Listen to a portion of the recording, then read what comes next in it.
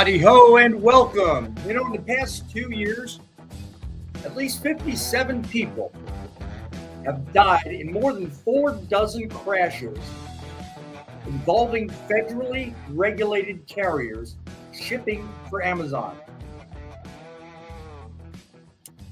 If you're like me, you ask the question, do you find this Amazon or amazing? All kidding aside, when is major media going to actually start asking the right question? Never mind. I'm going to start. Let's talk today about a way to make trucking great again, shall we?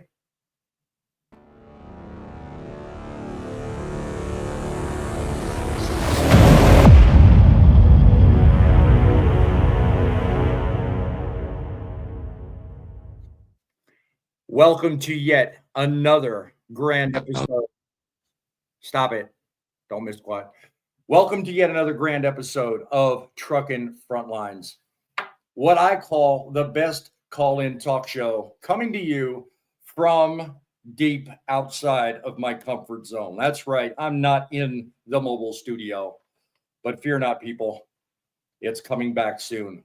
Talking to you with a skill granted by God himself, giving you the ability to understand that there's always a way to make trucking great again.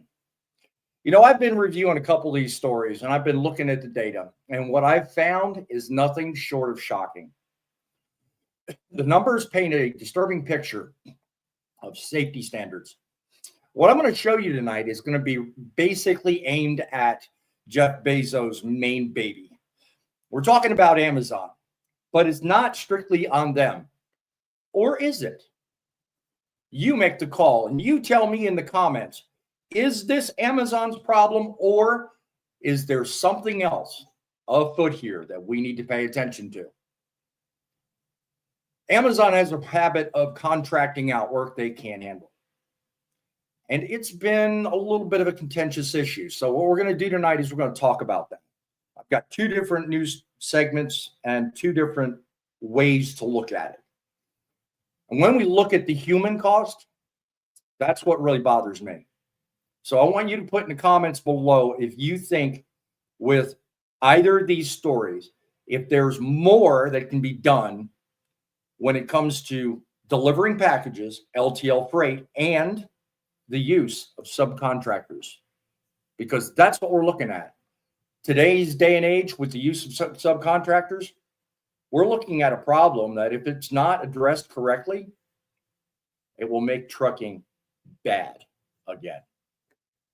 So why don't we take this issue right where it belongs and bring it to the front lines?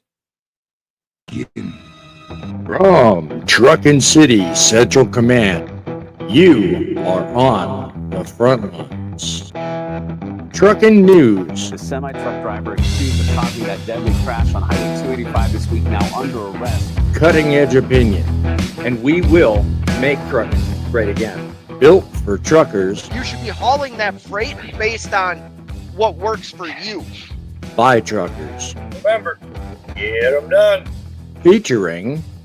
I think trucking is a very good career. And I am gonna beat them. I'm gonna beat him too. We don't do it just for us and our families. We do it for you guys. Remember, truckers are people too.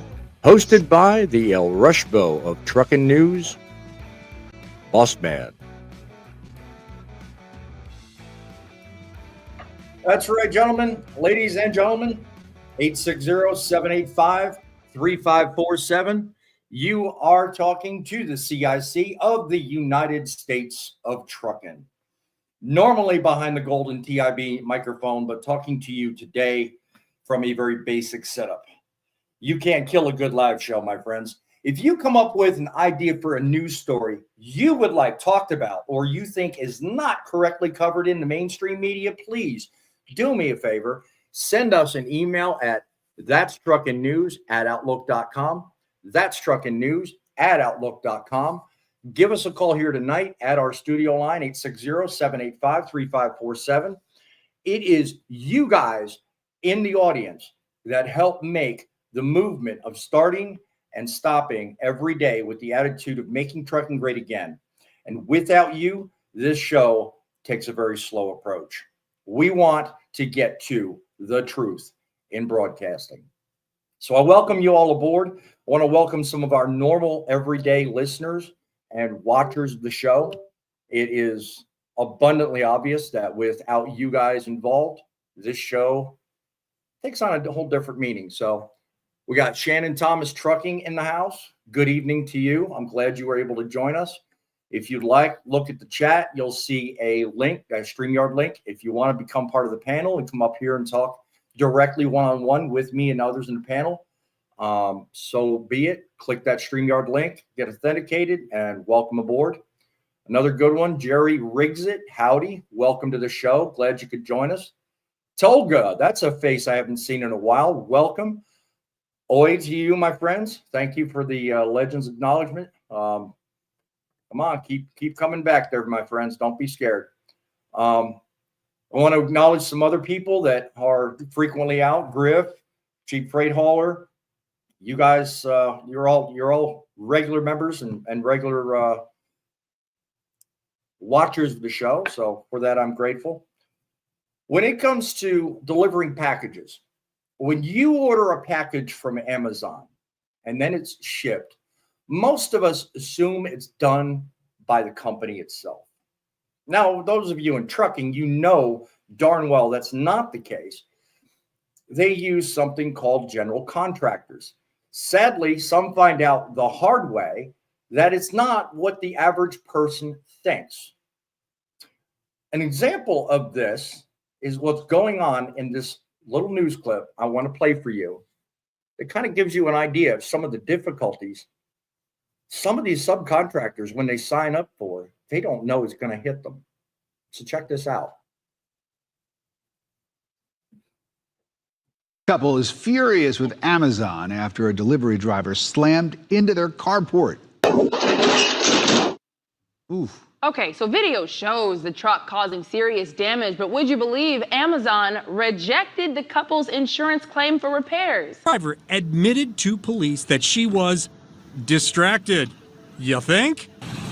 When the towing company arrived, they realized that the only way out was the way the truck came in.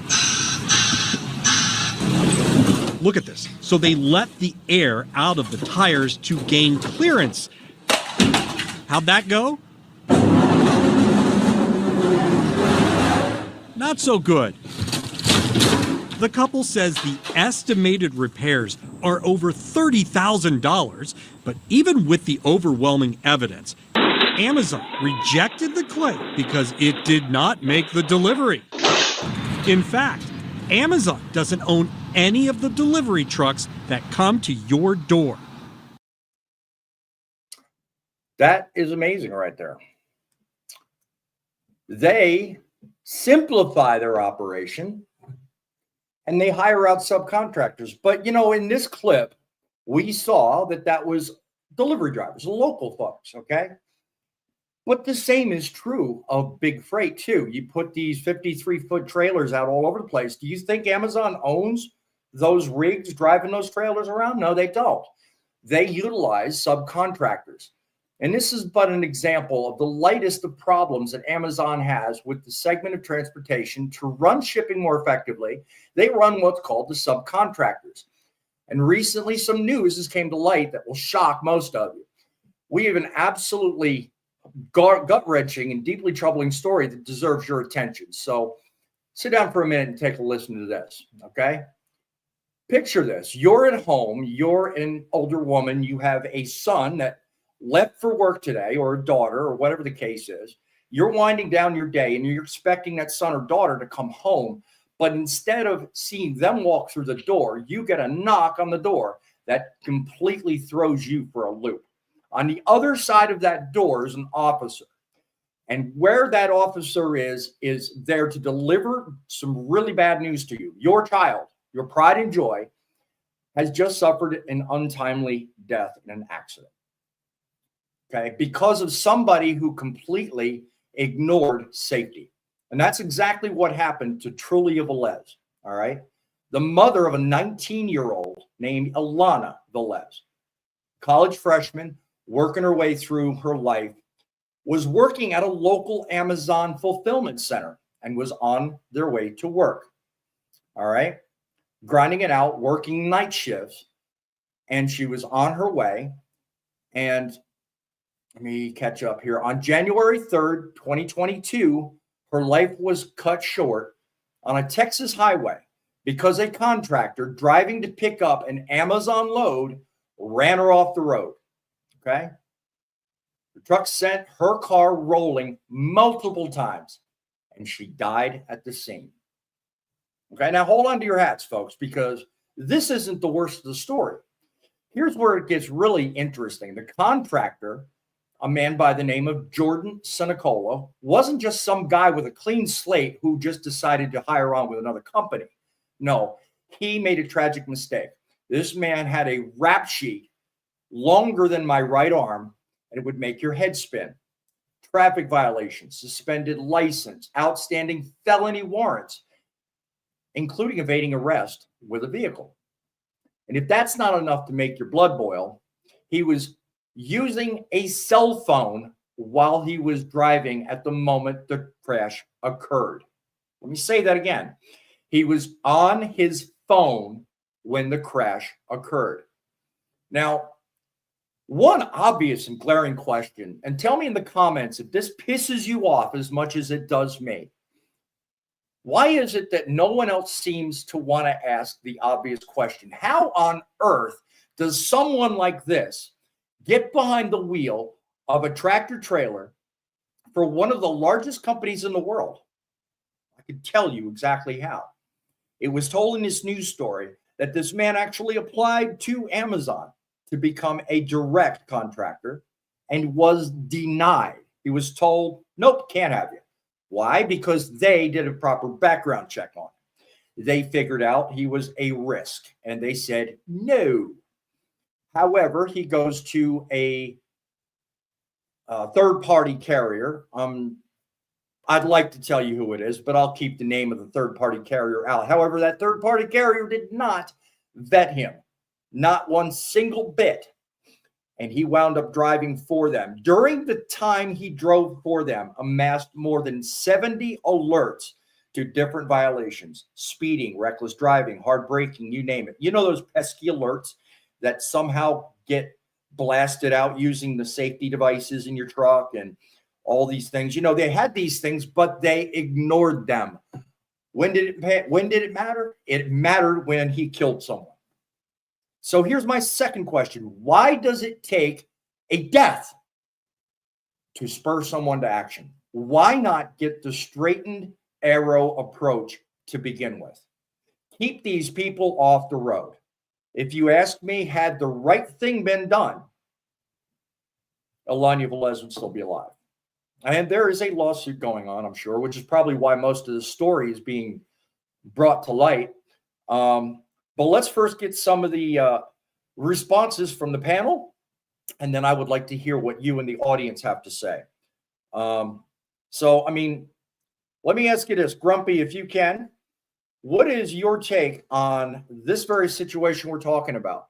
You go directly to a company, you get denied for whatever safety reason, and then all of a sudden you go behind the scenes, you find someone else subcontracted to them and get the green light. What does that tell you? Well, I'll be honest with you. It tells me that that company's really not caring too awfully much. Yeah. It's pushing the issue of, oh, we want you to do it this way, but then behind the scenes they're doing else, and it's not right. And whenever you do the wrong thing, when you're telling everybody to do the right thing, right? Why? I mean, in your mind, wouldn't it be reasonable to expect that if Amazon directly, as a general contractor in that response, if they said no to someone, wouldn't it make sense to you that any subcontractor for the same outfit or looking to work for the same outfit would get that same response? There's clearly a huge crack somewhere. Well, I mean, as you were saying, that the vetting system on what they have there is kind of just outrageously crazy because, I mean, here they are running trucks that have their name all over them, yet they don't want to take responsibility for them. So why slap your logo on something if you're not going to be responsible for it? Mm-hmm. I mean, just think about it. Think about the potential for there being, I mean, think about it. I mean, there's thousands of subcontractors that use, you know, their MCs, their carrier numbers, and they work for Amazon. And I mean, I pick on Amazon because that's the story, but the same could be true of UPS. The same could be true of FedEx. I don't know this to be true. It's my opinion only. So don't fire back at me. But the same could be true of any major carrier or any major shipper like Amazon. So, you know, what I'd like to do, and if you know in the audience, put in the comments, I'm going to go through them here in a second. If you think of a way in which to ferret that out or figure that out, I mean, I'd like to know, because I've been hired by carriers and I know what most small carriers do to vet whether or not you can even drive. The first thing they look at is your MVR. That's the first thing they look at. You know, so my question is, if this guy had his rap sheet, how did this other subcontractor just get away with it? I mean, it's stupid, and it costs someone their life, unfortunately. So, I mean, I don't know. It bothers me, which is the whole reason I'm putting it up and putting it up for discussion. Well, I'm just kind of curious, was this driver that done this, was he self-insured on his own and then contracted under him, or was he driving for someone that had the insurance? Best I can gather from the info in the story, I mean, if somebody knows different, let me know, but best I can gather is he was not self-insured. And there's no way you can get self-insured with a felony, so that's just not going to happen. So, you know, that option's out. Obviously, he had to be carried under that subcontractor's insurance, which Lord only knows if they even had any. I mean, you know, again, I'm not releasing the name. It's clearly in the article. Link down below. Find out for yourself if you want, but I'm not going to make public information I'm not certainly 100% sure of. So, you know, but you know, that's what bothers me. You know, if you have such a problem with an MVR and your background, you know, as in this fella, how you even get insured is beyond me, but people seem to get away with it. So, got two more panelists I'm going to bring on. So let's get their take on this. Thumper, if you're ready to go, I want to ask you, you know, as a small carrier, my friend, you have issues when it comes to insurance. I'm sure no different than everybody else out there that's a 10 truck or less carrier. How does this story make you think of the insurance process you go through, and does it actually make you ask questions?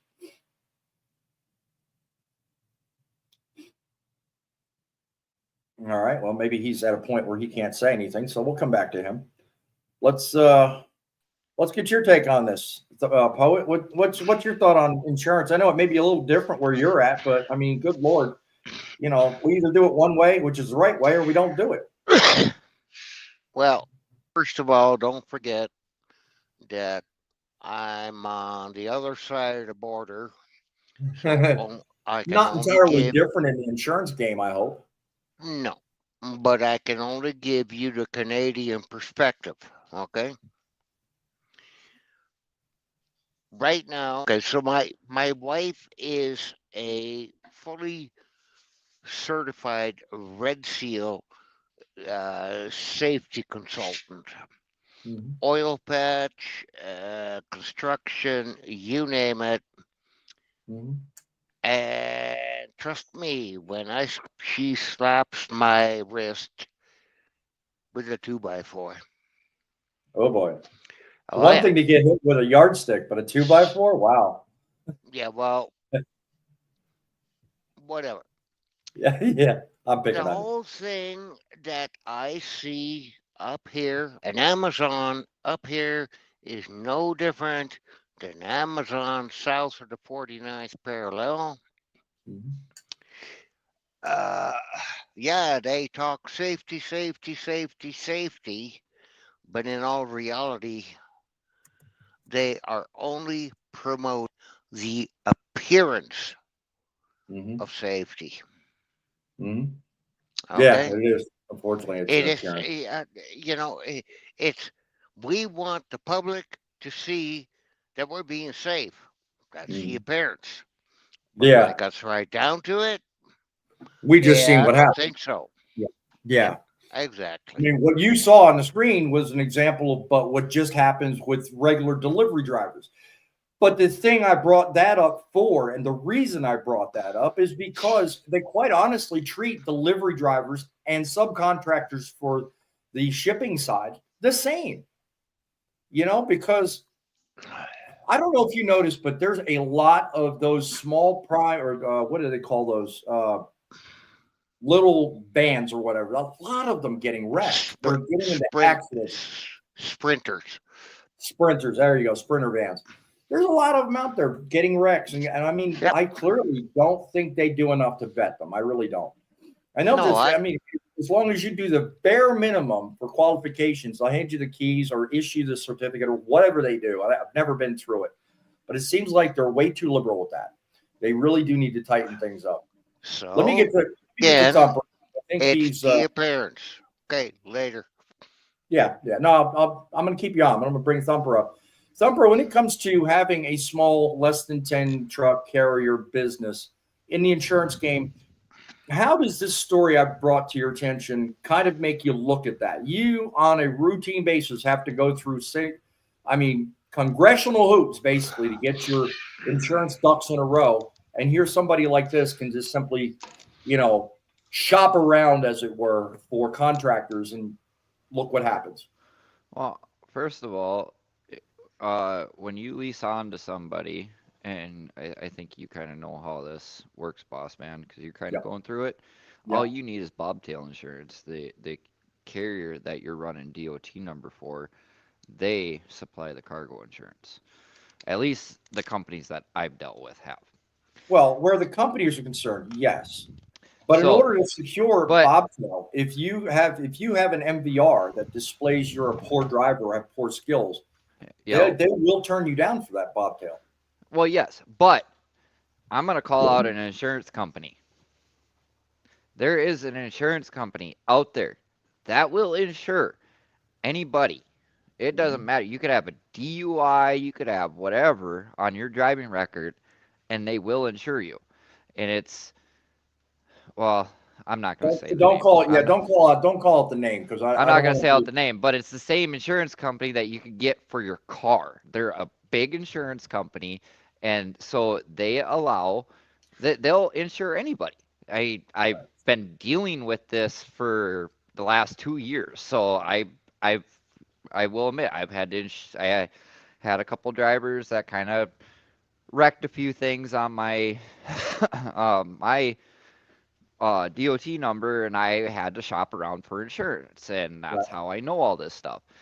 Right. Now, and to answer your question earlier, those Sprinter vans, all you need is a standard driver's license to drive them. You don't need a commercial driver's license to run them. Okay. So that's why there's so many. Well, no, we know they're just commercial vehicle. But they're regular passenger license, because they're not weight class. Not 2,000 or 26,001 pound. Right, exactly. Is what it is. So if you're 26,000 pounds, you use the regular driver's license. If you need 26,001 pound, you need at least a Class B. Yep.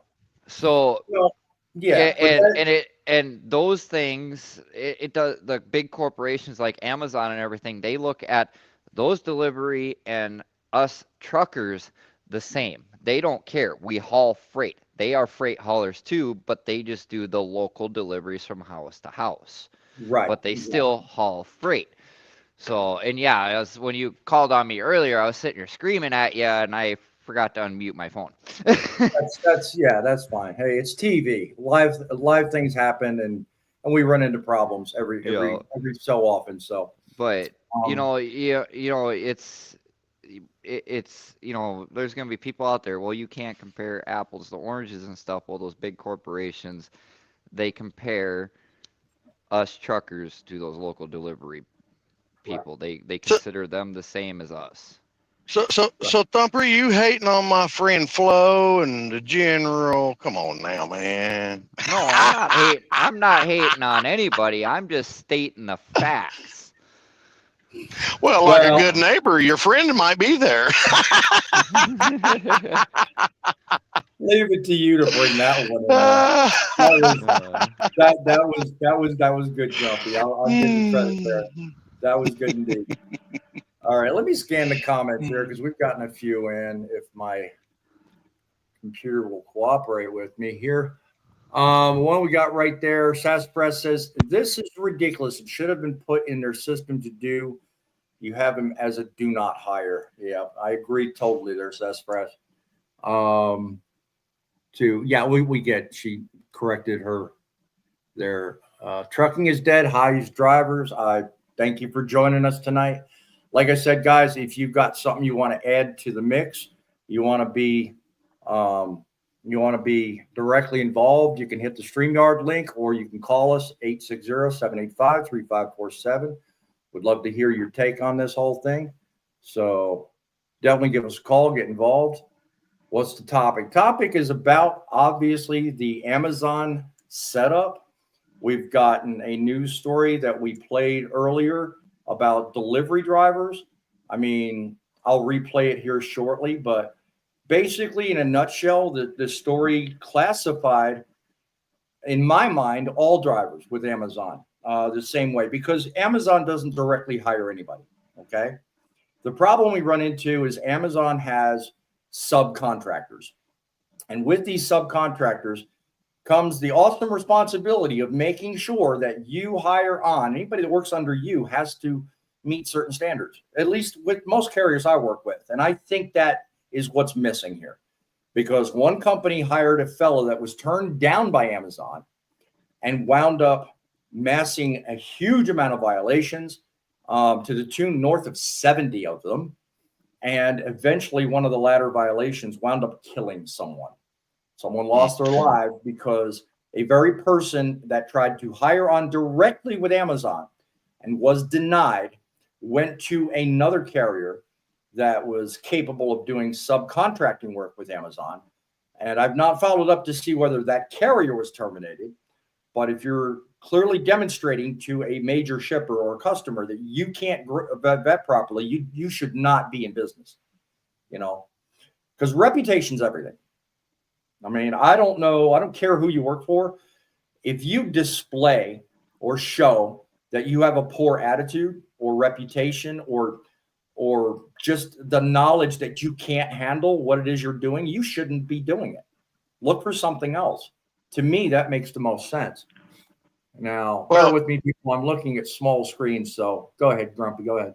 I was hoping to get some footage to you that I'd received of one of them there Amazon drivers, actually in a big truck, cruising down the highway.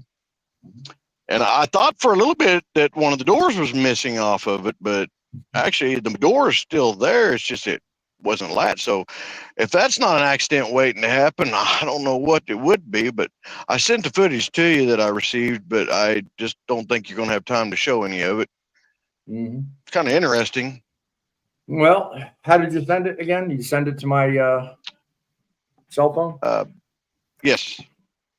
If you're able to get it and show it, that'd be wonderful. Let me see if I can see it, because. So, okay, I'm gonna point something out here, and I'm probably gonna get yelled at in the comments, and I'm perfectly fine with that. So you sit there and look at like 5-10 years ago. Who was everybody like? Well, it's still even in the trucking world, it's still joked about. What do we say? Don't do a Swiftie, right? Right. Well, that's kind of your caption there. Well, I'm gonna point something out here. They have so many trucks and so many trailers on the road. When an accident happens, that's all you hear about. When you get a small company that pulls a blank trailer and say they have like 13 accidents in a month, you don't hear about that because they're not a big name. So you got. I'm going to add to that. You got. Hold on, let me finish here. So you got to put it into factor. There's a lot of trucks, there's a lot of trailers out there, so they got the big name. When the guy, killed someone. I understand that situation, but I'm just pointing out that they're a big company, they're a big carrier. There are good drivers in those carriers. Not all of them. You can't judge one company for a bad thing that one person did. That's kind of what I wanted to point out. Well, you know what happens is is a lot of photos and pics and stuff through the years, because this is how, back when I first started driving, of course you all know, 25 years almost under my belt. When I went to school, we didn't have all these wonderful, you know, highfalutin cameras and stuff so we could take videos. So we had Polaroids. Well, my school that I went to, actually the instructor was a highway patrol here in Oklahoma for years and years and years before he became an instructor and everything. He took a lot of photos, and you would never guess the photo collection he had. I'll give you one hint. They're the same color of the barrels that you see on the highway. And let me tell you, they were the big number back in my day. And that would be Snyder. So, you know, back then it was always teasing. Yellow. No, it was Snyder, because Snyder was always known as, you don't want to hit one of them barrels, because then a Snyder driver would hatch out of it, you know. So they had a bad reputation years ago before Swift became as big as it is now. It's just what happens is everybody starts picking at these big companies, because I believe myself, it's a money grab thing. You know what I mean? They're seeing, oh, well, we'll show this guy messing up, because that company's big. We might make a payday if we get involved with that company getting an accident or something. And that's how I see it. But I could be wrong. Okay, now I've got it queued up. I'm going to have to do it on screen share, so give me a second here. Okay. I've only got the first video, but I see the one you're talking about, because as you guys were talking, I was trying to key it up here. That's cool. I'm just glad you're able to key it up. Yeah, I don't think there's, I've got the audio muted, so, you know. Oh, there's no audio to it anyhow. Well, I always do it with unknown videos, because I usually do this stuff in advance, so. Yeah, and like I said, I apologize. I tried to get it to you sooner, but it was my fault. No, it's not your fault. It's live television. What do you want? Share screen. Let me see what it looks like. Okay, here we go. Now, let me look back at this screen to see. It's okay, everybody. Okay, Grumpy, you narrate. You tell us what we're looking at here. Basically, the driver comes up and he notices what looks like the door is missing. And as the driver's getting closer, he starts noticing the door swinging, and it was swinging outwards. And the driver that took the footage told me straight up, look, that door is there. I just didn't get the whole video because some of it cut out on him while he was recording it. And actually, he got it real good here, because if you was able to zoom in on it, which I don't think you can actually see the door swing back and forth as he's going by that old truck. I can clearly see it. It's there. It's swinging. But that's just pure carelessness right there. Yeah, and that's an Amazon. Yeah. That is pure carelessness right there. And that's the kind of people we're hiring today. We got another one in the house. Boom. Fate Trucking is with us. God bless you, my friends. Boom. Good evening, gentlemen. How are we all doing tonight? We are fantastic. So I got a question. Finger deep in a trailer right now. Yeah. Go ahead, Fate. What's your question? Can I joke around tonight? Sure. I can't tell you no. I already did, so come on, man. Bring it on. All right. This show is about making trucking great again, correct? Yeah. All right. How about we start out by this? Let's train people how to disconnect a fifth wheel. To disconnect the fifth wheel. Let's start there. And we'll grow from there. That's how we make trucking great again. Make sure you know how to operate your fifth wheel unlocked. If driving with John is watching, I want him to witness the following actions. Okay, watch closely, John. Watch closely. This is how you handle that. I want you to take note. Anyway, I'm joking. Nice. So, hey, Fate. thing is teach them how to lock up the fifth wheel. That too. I agree with that. Hey, I'm going to run back inside because it's really cold here. So I hope you all have a good night. Yeah, you God too, bless buddy. you, Fade. You too, I'm Fade. in. All right, later, guys. God bless you, man. That's cool. I was keeping that one, holding it back. That's going to be a running joke for a while. No, well, I mean, you know, if you can't laugh about it, what are you going to do, right? I mean, that's I know, that's right? the best way to get it done. Let me see.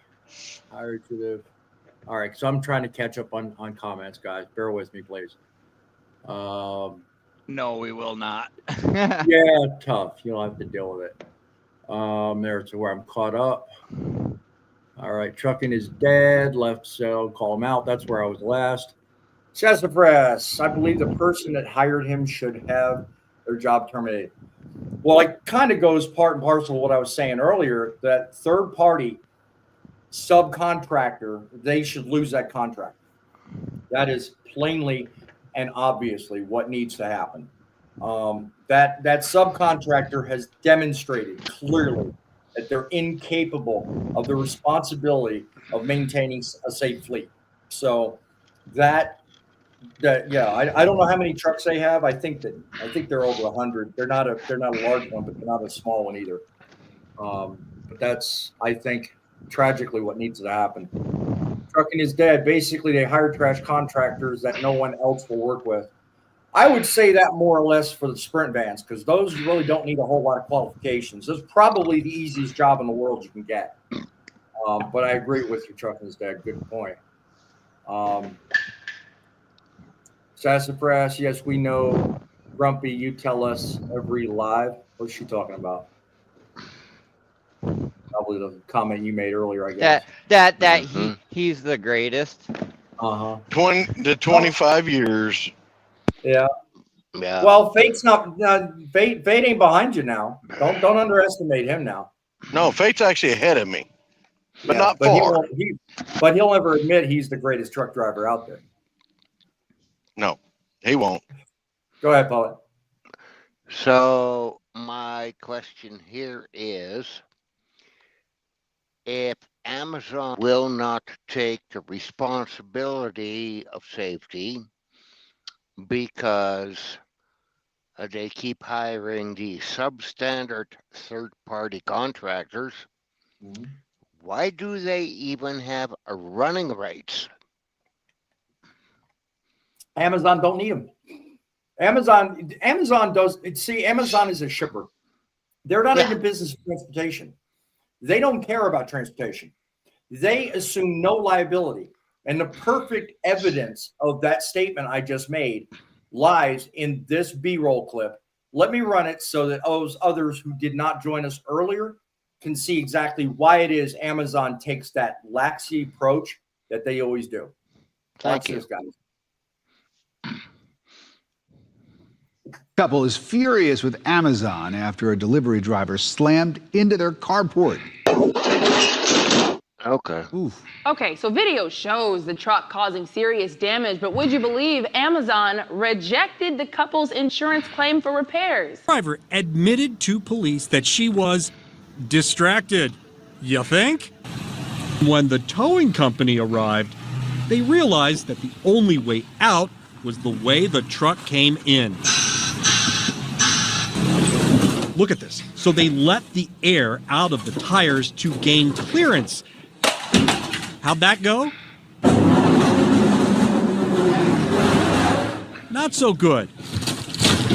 The couple says the estimated repairs are over $30,000, but even with the overwhelming evidence, Amazon rejected the claim because it did not make the delivery. In fact, Amazon doesn't own any of the delivery trucks that come to your door. Now, did you notice one thing in there that pretty much everybody may or could have missed? And it's simply one thing. Amazon, if they don't make the delivery, they don't have to assume liability for a damn thing. In that case, $30,000 worth of damage. Because they got hemmed up dealing with the damage, they did not deliver the package. Amazon was off the hook. That's crazy. How about that?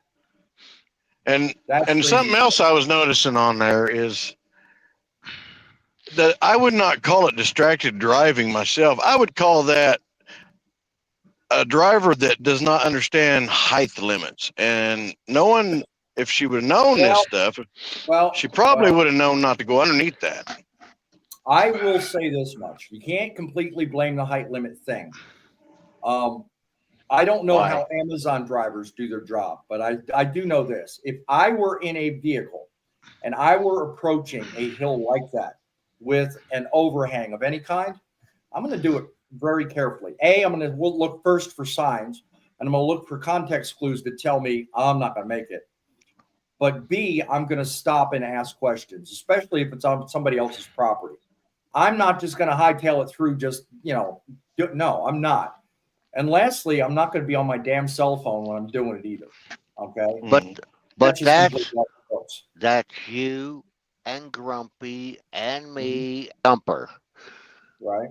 Most four-wheeler operators, quote, operators, unquote.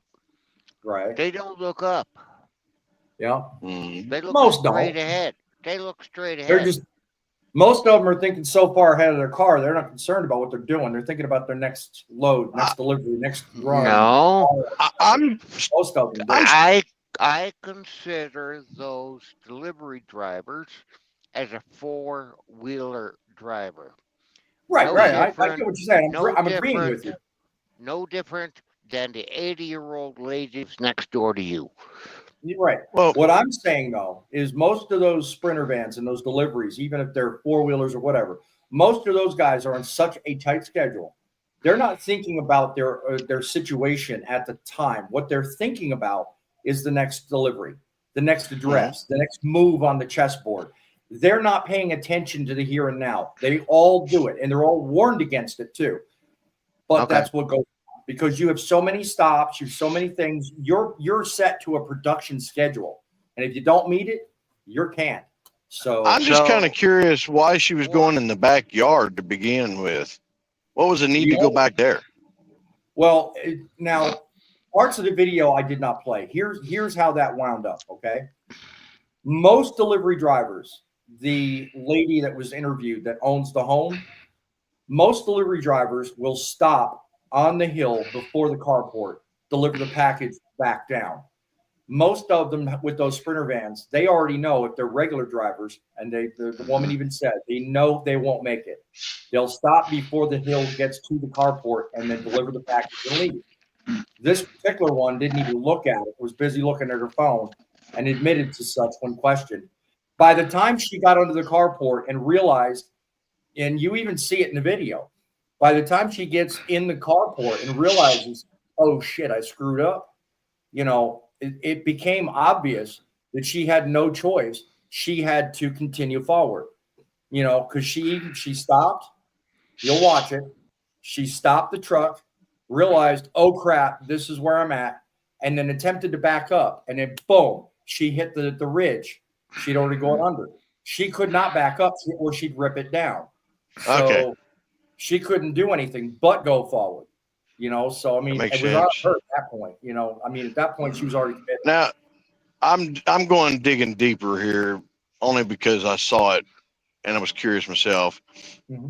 I understand whenever you do move something that it can cause structural damage, as far as like with concrete and stuff like that. But with what I saw on that video, how do they know that Amazon's the one that broke the concrete like that? But I'm not taking up for them either. It's just kind of curious. The news media kind of threw that one out there for some crazy reason.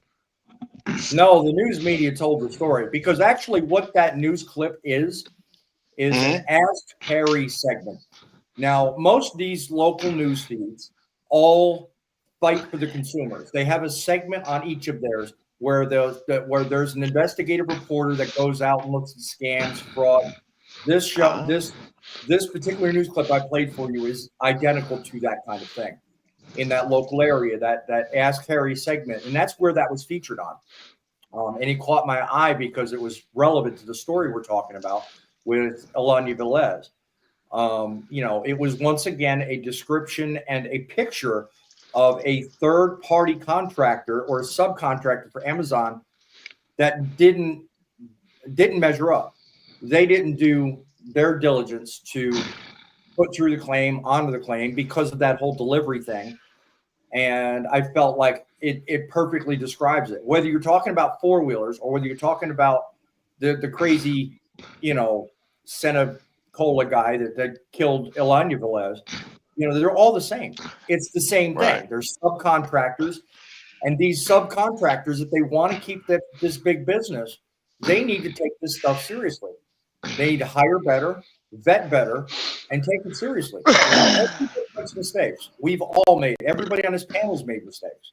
Well, everybody watching this live feed, we've all made mistakes. Something that I was told, I'm not 100% sure on this, but like they're 53-foot big truck trailers that like we haul. Mm-hmm. We don't haul them, but I mean, Amazon's big trailers. Amazon actually owns the trailer itself. Mm-hmm. Now, I don't know if they insure only their freight and that's it with it, but they actually own the trailer itself from what I was told. But the drivers that haul it are contractors. So that's where the bobtail insurance, the people who own the trailer cover the cargo insurance. Yep. Yeah. That's how that works. To answer Truckin is dead, I want to just clearly and demonstrate that small clip we watched with the Sprinter van was a separate story, just so you're aware of this. The story that we're talking about is featuring a 53-foot trailer that was driven by a subcontractor. Okay, I'm trying to pull it up because I'm all over my screens. A subcontractor, and I'm not going to give the contractor's name, but the driver was a gentleman by the name of Sanatola. I'm trying to scan back. Yeah, anyway, so he was a subcontractor using a CDL, operating a 53-foot, a regular truck like everybody on this panel does, and a 53-foot trailer. He was on his way to pick up a load. So my reading of the story says he had an empty trailer. He was heading back to the fulfillment center, switching empty for loaded.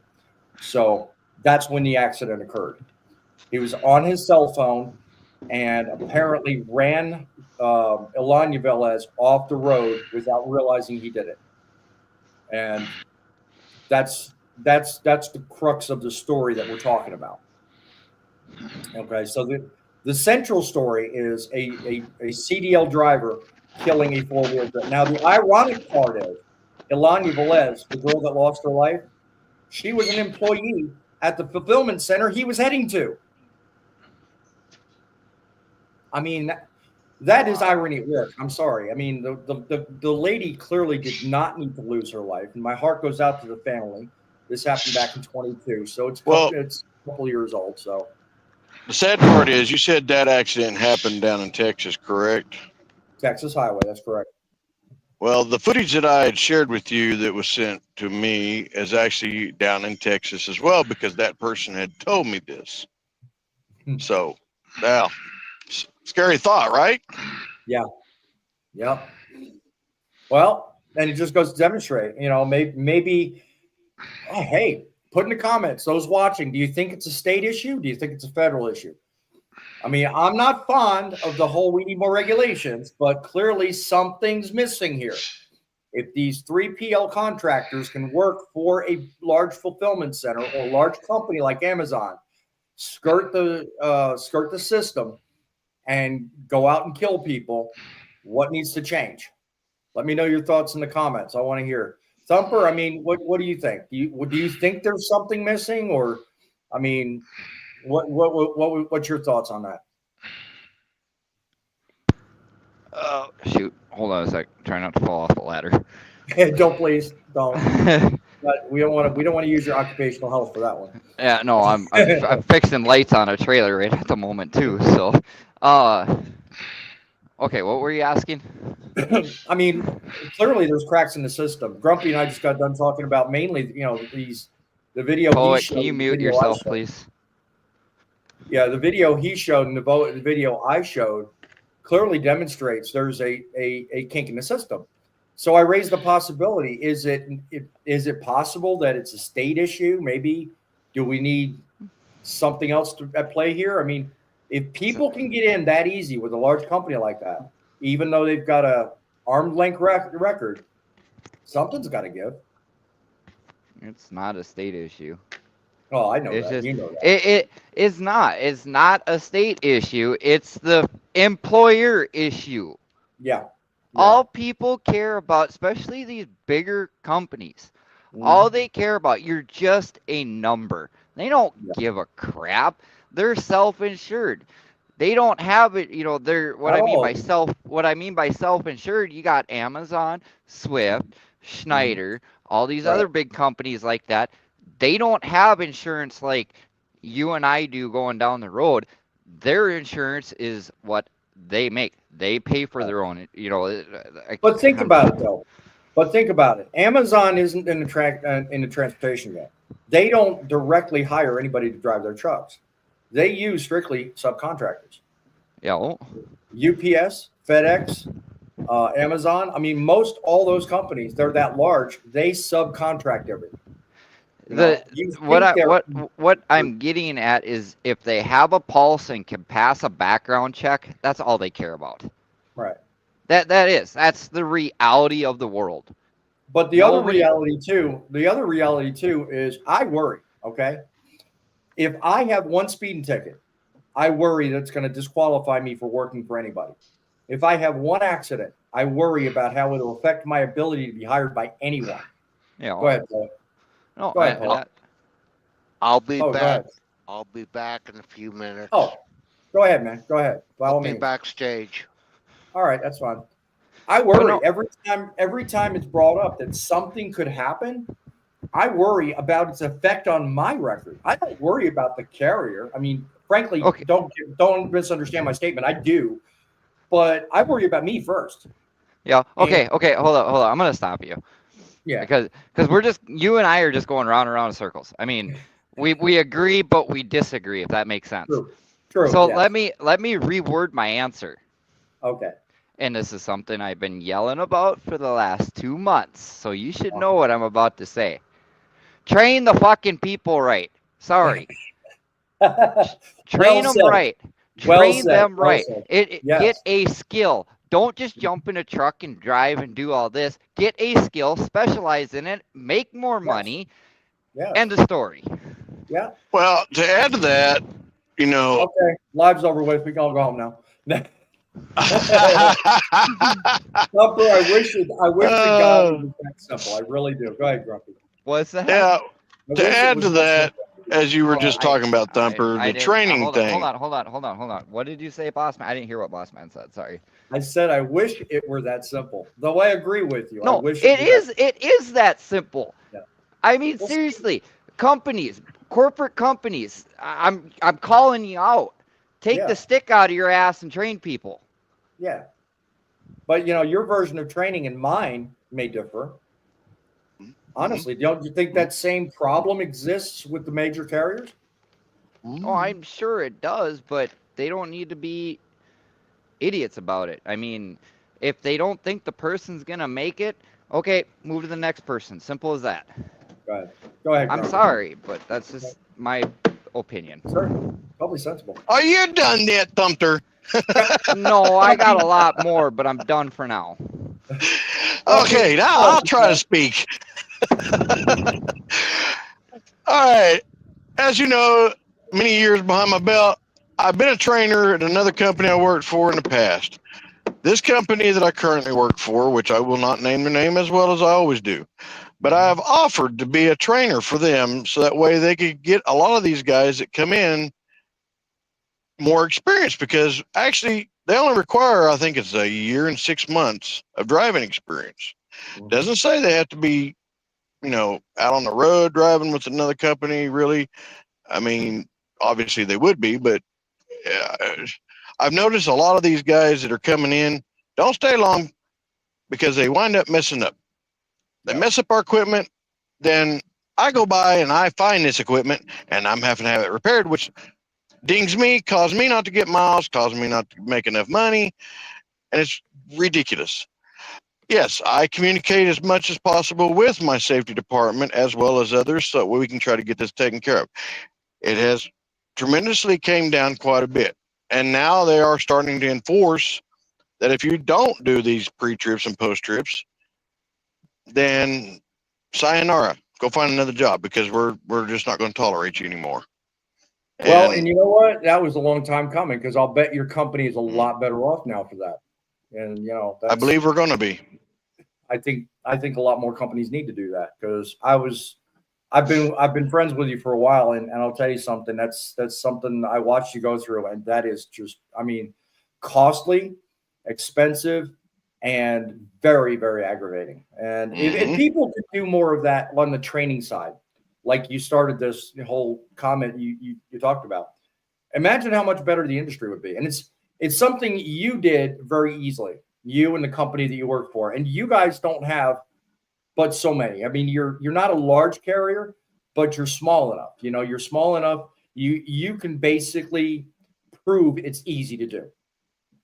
You know, your company can. And we're small enough that it can be handled pretty easily. can be. Truckin is Dead says he was referring to Fate's fifth wheel comment thing. Fate, watch. You made waves, okay? You made waves. That's all I'm saying. Griff USMC. Hey, everybody.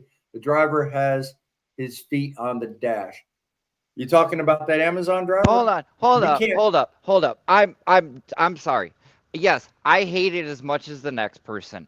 But you know what? If that's how they're comfortable to drive and that gets them down the road, and as long as they're being safe with it, leave it alone. But do you know how much people pick on that stuff? I understand that, but I'm going to tell you this right now. No, I drive my truck with no shoes on. You going to make fun of me about that? No, I have hardwood floor in my truck, and I'm comfortable that way. Your feet stink. Now, Griff was just asking the question, though, and hey, maybe he was. I mean, I don't know if he's talking about the one with the door open or or whatever, but hey. Yeah. To me, I can't drive with my feet above my heart. I'm sorry. I'm just no. And I'm the same way. I can't do it. But every once in a while I'll lift my foot, every once, when you're in a truck for so long, you gotta stretch a little bit. So I'll stretch my legs out, or I'll take my, like I said, I don't drive with shoes on because I have hardwood floor in my truck. But also at the same time, I also. Oh, I think we lost him. We lost his audio, but all right, Thumper, figure it out. Trucking is dead. Trucking is unskilled labor, according to the U.S. government. Trucking is dead. You just triggered Fate, and he's not even here. We've gone this round before, and that man will come on here and tell you exactly what he thinks of that comment. Somehow I get the feeling you're trying to trigger him, or maybe you weren't on the live show when that was discussed. Griff will tell you. Griff tried doing that before. And I'm going to slightly take up for Fate on that comment. I'll agree with you. It's your comment is only half right. It's unskilled in the fact that not enough requirements are put there to keep things like this very news story we're talking about from happening. But we are not unskilled because we do have to very carefully and professionally manage what we do. We have to recertify. We do have to do certain tests, and we do have to have certain skills. You can't just get in never having done it before and succeed. Therefore, it's not unskilled. So in that respect, I disagree with that statement. But everybody's entitled to their opinion. That's what this show's about, and you are certainly entitled to yours as well. Feet on the dash is never safe. Yeah, that I will agree with. Okay, we triggered somebody else. Okay, so we make training longer. Let's say 6 months. How much will it cost, and who will pay for it? Well, if you train for something midlife, you wind up paying for it. So there's the answer to that question. And the ever impending question: what's necessary to keep everybody safe? So far in the U.S., we require roughly 160 hours worth of training to get your CDL. Well, I posed the question: what if that's not enough?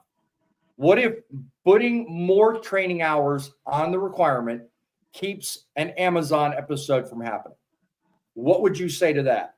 If you're willing to put a comment in, put an answer to me for that.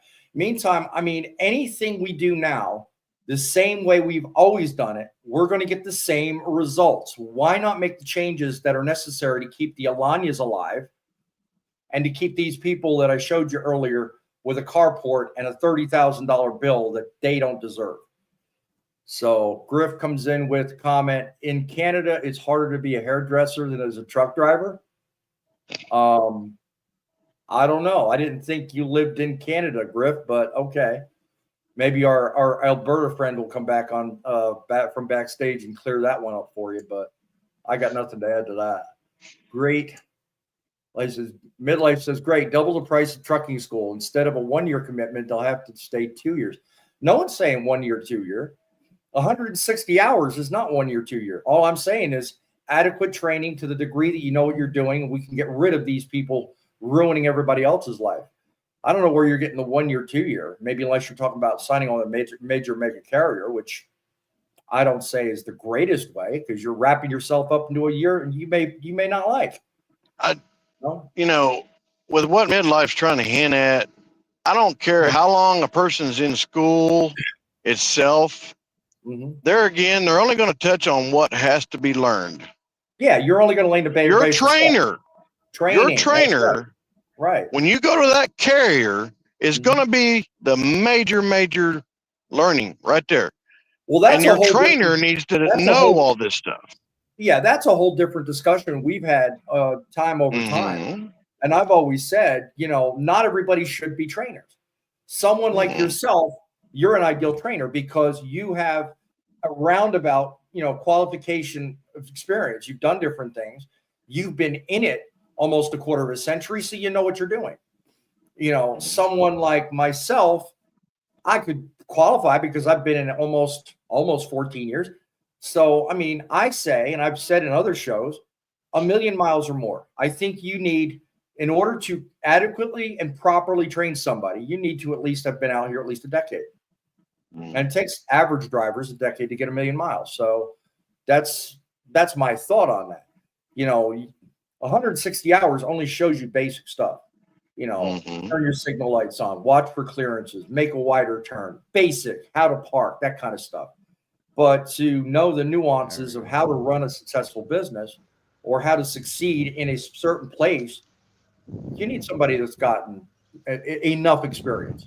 You don't just throw them with you know, somebody that's been on the road 2 months or whatever. No. Training the guy, you mean the guy in the bunk? Yeah. And we don't need any of that either. Yeah. Sorry about that. I ended up getting a phone call and it cut me off. So No, don't apologize. It's live TV. Shit happens. Wow. Debbie Jeffries, welcome to the show. New commenter. That van for Amazon doesn't require a CDL. Stupid, but not really comparable. Can't fix stupid. Oh, yes. We definitely agree with that. Wait. You can't fix it, but you can eliminate it. This is true.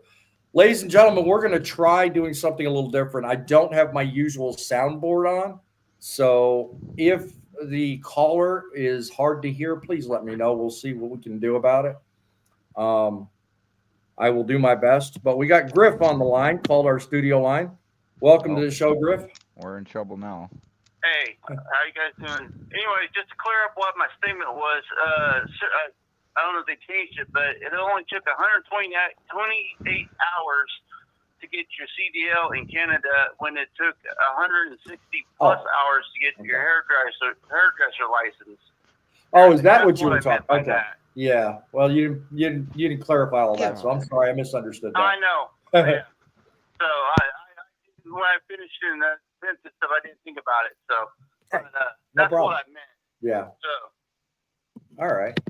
Well, I'm glad. I mean, so go Go ahead, Grumpy. To that, Griff, I will add, actually, there's a place up there that I was watching a video on that was undercover, and believe it or not, they're actually doing it a lot quicker. So you're talking like half that. Are you talking about training school? Yes, up in Canada. I was watching the actual video on it. It was an undercover sting, basically. Hold on. Okay, I know the video you're talking about. Go ahead, Thumper. Griff, you said it took how long to do the CDL? Well, I think within the last year, a couple of years, stuff that changed the law up there in certain provinces. I think Paul might be able to clear it up more since he lives up there, but they had reduced the time to get the CDL time. Like Boss Man was going on about 160 hours here in the States. You got to have that, at least that much for training wise. I can tell you, Griff. I can tell 128 hours. It's 130. And I know this because that very video that Grumpy was just referring to was a video about undercover sting operations in the province of Ontario. And that very school was busted because you need 90 hours worth of formal in-classroom training, which includes theory. And the investigator went undercover and found out that the only thing that they actually received was 45 hours or whatever the difference is of over the road driving and parking and all that kind of stuff. They did not get classroom and they did not get theory. And they were charged $4,500 for the school, but only received practically 60 hours, which in the province of Ontario, it's required that you get 130. So they shortcut the training, they shortcut the amount of money. So now I have a question. What is the U.S.? 160.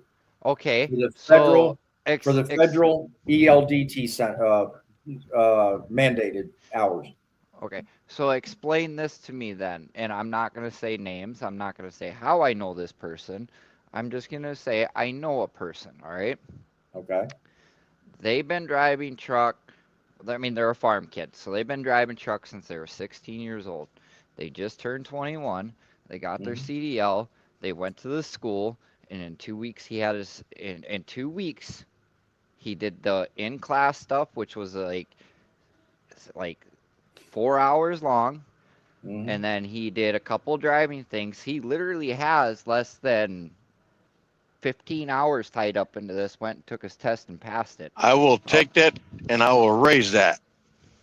Go ahead, you, I believe, or know who you're talking about. That person was under the category of what they call grandfathering clause, only because that person already had experience behind him and could prove it. And that's one reason why he didn't have to go through all the classes and all that. But he was still tested to make sure that he knew the basic knowledges, as well as taking the drive test to get the CDL. Well, you probably don't know who I'm talking about, but no, I don't really know, but that's just kind of how it is. I mean, and years ago, back whenever they started mandating CDLs as something you carried, they used to have what they call the chauffeurs, just a plain old chauffeurs. And that was over a decade ago. That's been a while. Yeah, that's been a while back. But if you had experience back then, you got grandfathered in. Well, same approach with this person. If it would happen within X amount of time before they changed the law to where now you actually have to go through a reputable legal school system here in the States in order to get a CDL. You can't just go and say, I want to take my test at the MVR or the DMV. Thank you. Yeah. And that's not happening anymore. Yeah. Okay, so now I like I said, the only reason why I'm not saying names because I'm not gonna get the person in trouble because we're live. But like I said, he's done all this stuff. He literally did less than, I would say, 15 hours. I don't know exactly what it was. I know this person very well, and shit. I forgot where I was going with this. I'm sorry. It's on TV. We do it. We do it. No, Great. I'm looking for something right now that is like really important, and I set it down, and I don't know what I did with it. I multitask lousy too. Griff wants to say something. I bet you it's somewhere really simple. Probably. Yeah. Go ahead, What's up, Griff. Griff? Well, the only thing I was going to say is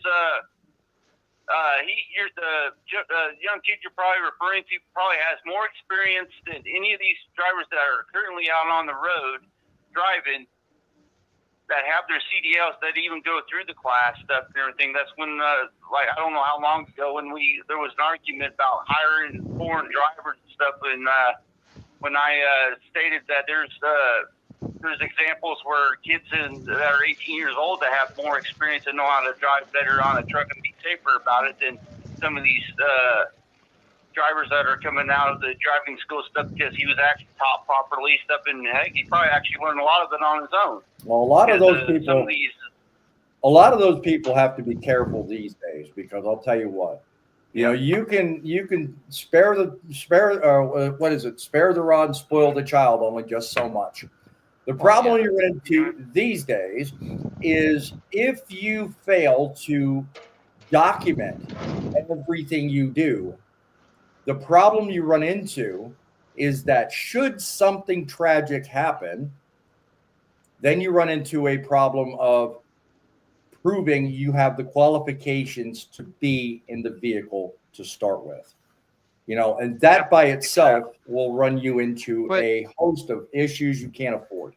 Yes, but the main issue is, and I'm sorry, we're starting. I apologize to all the audience because I'm starting to see a theme here. It always circles back to this for like the last month and a half when we've been doing our shows, especially even though they're different stories. Go figure it out. Yeah. I purposely do different stories, and here we are. Yeah, we always circle around to it. They give you your tools to get your CDL just to get you on the road. And I understand why the whole system was designed. It's there to inform you the proper way on how to drive the truck government-wise. Yeah. Now, it is up to you to get to finish the proper training to go get the proper training to know how to drive it in the real life situation. Now, this goes to the whole thing. I'm sorry. You could go on Facebook Marketplace. There's a website up here called Bizman Online where it's people like you and I selling stuff. You could go buy a Freightliner or a Volvo for under 10 grand, and a bank, if you got good credit, a bank is going to go give you a loan for it, and anybody under the sun can start a DOT number as long as you got the money to do it. Thumper, are you looking at the screen? Can you see the screen right now? I can. Yeah, if you look at the screen, Midlife, I think, was commenting what you were saying earlier. He's saying CDLs. How many of them are we talking about? I have just one. Then he goes on to say, I have a level 1. Yeah. I don't know if he's picking on you or what. Well, he's probably picking on me because normally I'm the cool collective one in the group, and tonight I'm just fired up. Yeah, exactly. So, but no, it's just, I'm sorry. It's just, and I'm not trying to be mean about the show or anything. It's just, we always circle back to this stuff, and Midlife, I'm sorry. Well, we need more regulations, and I think Griff is laughing at the comment I just flashed up. The last one he just left. Which one? Yeah, he had appointment stuff yesterday at level 1. So yeah. Well, that was a joke. That is. I thought you were laughing at the "Can we buy a white Volvo with a red fender?" I thought you were laughing at that one. But my point is the government. You might be able to get 100,000 miles out of it. What, the fender or the Volvo? Both. Well, hold on. Let me rephrase that. You could probably get 2 miles out of the fender because the tires are shot and one's going to blow. You're going to go in the ditch, repair it, do a half-ass job on it, and throw it back on the road. And Right. Yeah. Duct tape and super glue. Hey, that works great. Yep. We need to give some Mother Trucker. You do that. Right. Yeah. We need to get something on here to get Mother Trucker to come on and comment. That whole duct tape thing. That was a hoot. I love that conversation. But that's how it is nowadays. And then you get these people out there that I'm sorry. I mean, it's nice. I use it. A thing called DriveWise. Mm. That gives you a bypass. You know, if you put in there, and I've noticed it, is I use it a lot. 90% of the scales I go across, they bypass me. Right. Well, if you have a good record, that speaks for you. If you have a piss poor record, it's going to hurt you. I'm going to beg to differ on that one. And I'm not Well, going into no, details. I'm going to say that is not true. It should be, because It I can should tell be, you, but it if isn't. you have failed inspections, they're gonna pull you in more. No, I'm gonna argue with you on that one, and I'm not saying how I know or anything like that, but Well, you can let me know off the air. But yeah, I will do that. I think I know what you're talking about, but I'm not going to publicize that either. But Well, it should but be. but the thing, DriveWise. but anyways, what I'm getting at is the thing is it's so easy to go out and get a DOT number. You get these new people to go out there and they screw that DOT number out. You go online, spend an hour and a half filling everything out, send in the whatever money for the MC number, boom, you got a DOT number. You're done. Yep, exactly. Well, Griff, Okay. any last words before I hang you up, buddy? No, not really. Stuff. Next time Fade's on, stuff. Ask him about when he had his accident stuff and it damaged the side of his international, about the driver stuff. He was driving for a carrier that had only been been in existence for 6 months, and Oh, you're talking about the fellow that hit him? Yep. Yeah. Basically, what my example on that being is like, if you got the money, like Stumper was saying, you can go and get a new DOT number stuff and be back on the road stuff within like a week, if not 2 weeks stuff. Just I thought they put a requirement that stopped that. I No. thought they put a stop to it. Nope. That doesn't mean they're enforcing it. Mm-hmm. Well, that could be true too. Yeah, no, I thought they were actually considering that. It's just like it's a requirement knowing how to speak, at least speak or and read English a little bit stuff and everything. Yeah. Stuff. So it's like they don't even really enforce that. So Okay, it's like we're over the hour, so don't get me started on that topic. We'll be a 3-hour show today. Why not? Let's do it. I'm on a roll tonight. Let's do it. I know you are. Yep, I know you are. But well, you guys have a good evening and everything stuff, and stay dry wherever you're at if you're in the Midwest. Oh yeah. Yeah. I'm talk to you later, far guys. up Be there. safe. God bless you, Griff. I appreciate you calling. See you, Griff. Thanks. All right, No problem. keep it You guys rolling, be my friend. All right. But no, do they need more regulations? I know Midlife's gonna chime in. Mm-hmm. He's probably already chimed in 2 or 3 times. Yeah. Well, he just said a comment here. I don't know. Yeah. They decide if you're going to have to enter the scale based on an ISS score. Yeah, that's what I was referring to. I didn't know what they called it, but Yeah. DriveWise DriveWise is not real dependable. Yeah, Yes, more it's failed helpful, but it's not inspections. real dependable. Yeah, the more failed inspections you get, the more that score affects your. Yeah, so it's called the inspection selection system, and it's a score between 0 and 100. The lower, the better. There you go. Yep. So the higher. Anyways. Yeah. No, that's what I was referring to. Thank you, Midlife. I didn't know what it was. It's so easy to go out there and just switch your DOT number and everything else, and it's just it's. I'm sorry, it's ridiculous how it does it. I actually used to. They finally shut their doors, and I'm not gonna say name of a company, but that's what they would do is they'd hire drivers. They didn't care. If you had a pulse and you could shift a truck, that's all they cared about. Mm-hmm. And they would get into accidents and this and that. They would collect insurance money off of everything because of the accidents, and then they would replace their trucks. They'd go buy another cheap one. Well, then their DOT number got wrecked, and then within, like Griff said, 2 to 3 weeks, they're running under a new DOT number, new company name. Yeah. It makes me sick to my stomach. Yeah, I was going to say, I really honestly hope they get a handle on that, because I'll tell you that whole approach to allowing people to skirt rules that are in place for a reason really hits me hard. I don't, because I pride myself on being safe. I pride myself in showing off a good example for the industry. And the fact that people can actually find a loophole and get around that pisses me off. and I'm probably not alone in that. So, it is what it is. Grumpy, you got any last parting words? Well, I'll just add to the factor of what Thumper was saying on that MCC number deal. Honestly, more vetting on that is what needs to happen. Enforcement and vetting. Yep. I agree. Other than that, I'll say this. If it ain't broke, don't fix it. Amen to that. What about you, Poet? What you got to say? Grumpy, it's broke and it needs to be fixed. You want to fan the flames after the man's gone away. Yep, Thumper, bring us in home, bro. Yeah, good show. Sorry, I was fired up. I don't know why. I'm just in one of those moods tonight. But no, it was a good show. Hopefully you guys got a lot of information and everything out of it. Hey, Christmas is coming up. Hopefully all the truck drivers that are out there get to go home, spend time with their families. If you don't have any family, you know what? Be kind to another. Go spend Christmas or the holidays with somebody you don't know. Make a new friend. So it's been, like I said, great show tonight. Loved it.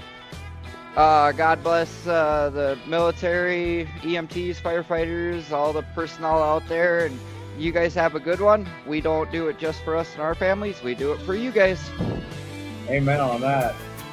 Well said, my friend. Well said indeed. I'm going to tell you what, guys. We come to you week after week. We have the passion and the drive to help make trucking great again. All we need is you at our front door. See us every Saturday at 7 o'clock, where we bring you the stories you need to help make trucking great again. Check out Driving with John, Fate Trucking, Larry the Trucker, Thumper, and Grumpy. All of them help make this show what it is. And remember, it's the trucks that make the deliveries, but it's you that make the difference. Until we get back on the road again, talking to you, make sure you do your part. Keep it real. Keep the faith. And by all means, keep it rolling.